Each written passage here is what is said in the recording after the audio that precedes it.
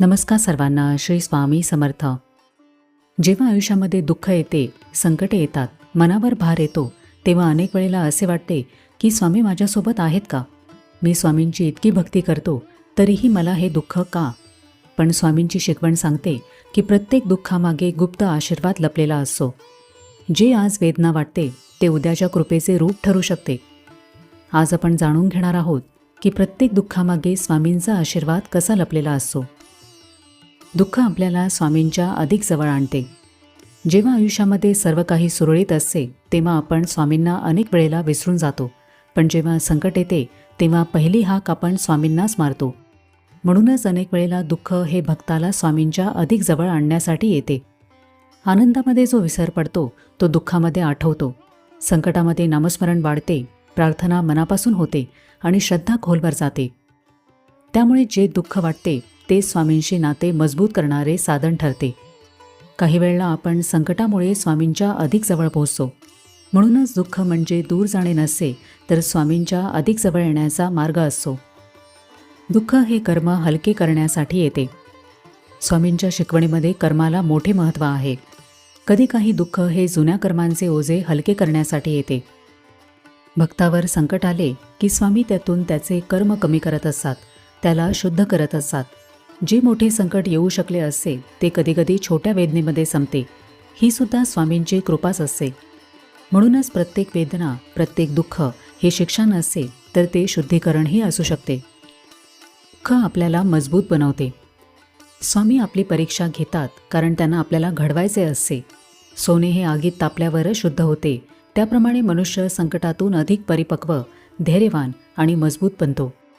जर आयुष्यामध्ये कधी अडचणी आल्याच नसत्या तर धैर्य, संयम, सहनशीलता या गुणांचा जन्मच झाला नसता. दुःखामधून माणूस सुटत नाही तर तो जास्त घडत असतो. आज जे कठीण वाटते ते उद्या आपली ताकद बनू शकते. कदाचित स्वामी आपल्याला मोठ्या कार्यासाठी तयार करत असतील, म्हणून प्रत्येक वेदना ही घडवणारी कृपा असू शकते. दुःख आपल्याला चुकीच्या मार्गापासून वाचवते. काही वेळेला एखादी गोष्ट आपल्या मनासारखी होत नाही, योजना फसते, नाती तुटतात, संधी हातातून निघून जाते. तेव्हा आपण दुःखी होतो, पण नंतर कळते की ते आपल्या भल्यासाठीच झाले. अनेक वेळेला आपण ज्या गोष्टीसाठी हट्ट करतो ती आपल्यासाठी योग्य नसते, पण स्वामी ती गोष्ट दूर करून आपल्याला मोठ्या संकटापासून वाचवत असतात.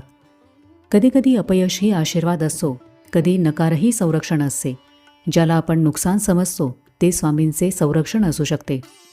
म्हणूनच प्रत्येक दुःखाकडे शिक्षा म्हणून न पाहता यामागे स्वामींची कोणती योजना आहे असा विचार करायला हवा. दुःख आपला अहंकार मोडून नम्रता शिकवते.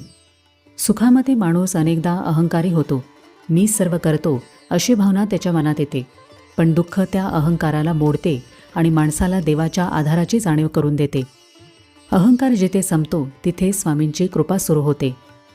दुःखामुळे माणसाला आपल्या मर्यादांची जाणीव होते, तो नतमस्तक होतो.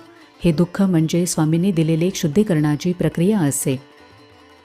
दुःख आपल्याला इतरांच्या वेदना समजायला शिकवते, करुणा देते, संयम देते आणि खरी भक्तीही याच नम्रतेमध्ये जन्म घेते. कदाचित आपल्या जीवनातील आलेले दुःख हे अहंकार दूर करून आपल्याला आध्यात्मिक उन्नतीकडे नेत असावे. प्रत्येक दुःखामागे मोठा आशीर्वाद लपलेला असतो. अनेक वेळेला जेव्हा आपण मागे वळून पाहतो तेव्हा जाणवते की त्या काळाचे दुःख नसते तर आजचे चांगले घडलेच नसते. काही दरवाजे बंद होतात कारण स्वामी त्याहून अधिक चांगले दरवाजे उघडत असतात. काही गोष्टी हरवतात कारण काही मौल्यवान मिळणार असते. आजचे अश्रू उद्याच्या आनंदाची तयारी असू शकतात. आजची प्रतीक्षा उद्याच्या कृपेची पायरी असू शकते. स्वामींची कृपा नेहमी आपल्या अपेक्षेप्रमाणे असेलच असे नाही, पण ती आपल्या हिताचीच असते. म्हणून कधीकधी दुःख हाच लपलेला आशीर्वाद असू शकतो. लक्षात घ्या, प्रत्येक दुःखामागे स्वामींचा आशीर्वाद असतो हे लगेच समजत नाही, पण श्रद्धेने पाहिले तर प्रत्येक वेदना काहीतरी शिकवते, आपल्याला घडवते, वाचवते आणि प्रगतीकडे नेते. दुःख आपल्याला स्वामींपासून दूर नेत नाही, उलट त्यांच्या अधिक जवळ आणते. दुःख आपल्याला मजबूत बनवते, आपल्याला चुकीपासून वाचवते, आपला अहंकार तोडते आणि अनेक वेळेला दुःखाच्या मागे स्वामींचा मोठा आशीर्वाद लपलेला असतो. आज जी परीक्षा वाटत आहे ते उद्या कृपेचा अनुभव बनू शकते. म्हणूनच संकटात खचून जाऊ नका, तर विश्वास ठेवा की स्वामी काहीतरी चांगलेच घडवत आहेत. कारण स्वामी कधीही भक्ताचे अहित करत नाहीत. लक्षात ठेवा, प्रत्येक वेदनेमागे कृपा आहे, प्रत्येक अश्रूमागे आशीर्वाद आहे. फक्त श्रद्धा ठेवा, नामस्मरण करा आणि स्वामींचे अभयवचन भिवू नकोस, मी तुझ्या पाठीशी आहे, यावर संपूर्ण विश्वास ठेवा.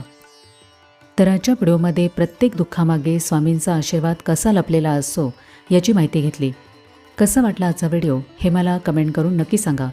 आपण भेटूया आता पुढच्या व्हिडिओमध्ये. तोपर्यंत सगळ्यांना श्री स्वामी समर्थ.